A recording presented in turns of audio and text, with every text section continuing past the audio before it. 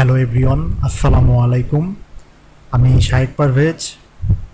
তো আজ আপনাদের জন্য নিয়ে এসেছি আমি ছোট্ট একটি টিউটোরিয়াল।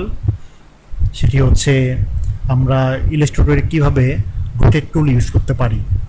তো চলুন শুরু করি। তো প্রথমে আমরা একটি নিউ ডকুমেন্ট নেব, সেটার শর্টকাট হচ্ছে Ctrl+N। তারপরে এরকম একটি ডায়ালগ বক্স আসবে।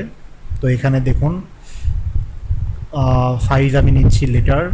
এখানে ওয়াইট আছে 8.5 ইঞ্চি, হাইট আছে 11 ইঞ্চি, ইউনিট এখানে ইঞ্চিতে আছে। তো আমি এটা দিয়েই কাজ করব।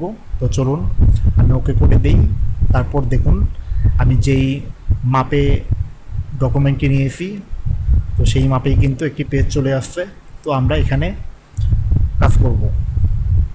তো যেহেতু প্রথমেই বলে নিয়েছি যে আজ আমি আপনাদেরকে রোটেট টুল কীভাবে ইউজ করতে হয় সেটি দেখাবো।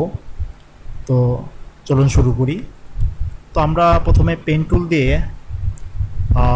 একটি পাতা আঁকাবো, অর্থাৎ একটি পাতার ডিজাইন করব আমরা। তো আমরা প্রথমে একটি পাতা আঁকিয়ে নিই।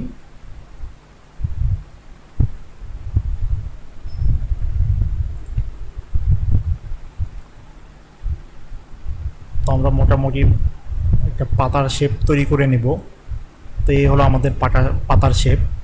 তো এবার আমরা যেটা করব, যেহেতু আমরা রোটেট টুল ইউজ করব, তার জন্য আমরা রোটেট টুলে ক্লিক করব। দেখুন রোটেট টুল, আর আপনার কিবোর্ডে আর চাপলেই রোটেট টুল চলে আসবে।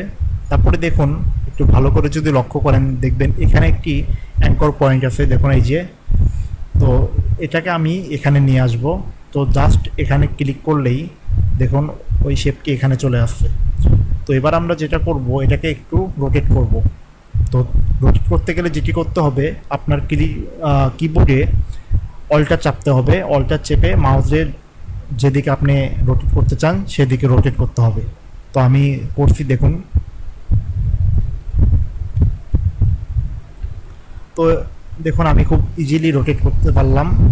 তো এবার আমরা যেটা করব, যে আমি যদি এই শেপগুলো আরও করতে চাই, অর্থাৎ আরও রোটেট করতে চাই, বা আরও কিছু পাতা এখানে আমি নিতে চাই, তো সেটার জন্য আপনাদেরকে যেটা করতে হবে, আপনার কিবোর্ডের Ctrl+D চাপতে হবে। তাহলে দেখুন এভাবে শেপ তৈরি হবে। তো এইভাবে আমরা রোটেট টুল ইউজ করতে পারি। তো এটা খুবই সিম্পল, আপনারা ট্রাই করলেই বুঝতে পারবেন। তো আজ এই পর্যন্তই। আমার টিউটোরিয়াল যদি আপনাদের ভালো লেগে থাকে তাহলে অবশ্যই আমার চ্যানেলকে সাবস্ক্রাইব করবেন। অবশ্যই আপনারা আপনাদের মতামত জানাবেন, আমার ভিডিওগুলো শেয়ার করবেন। সবাইকে ধন্যবাদ জানিয়ে এখানেই শেষ করছি। আল্লাহ হাফিজ।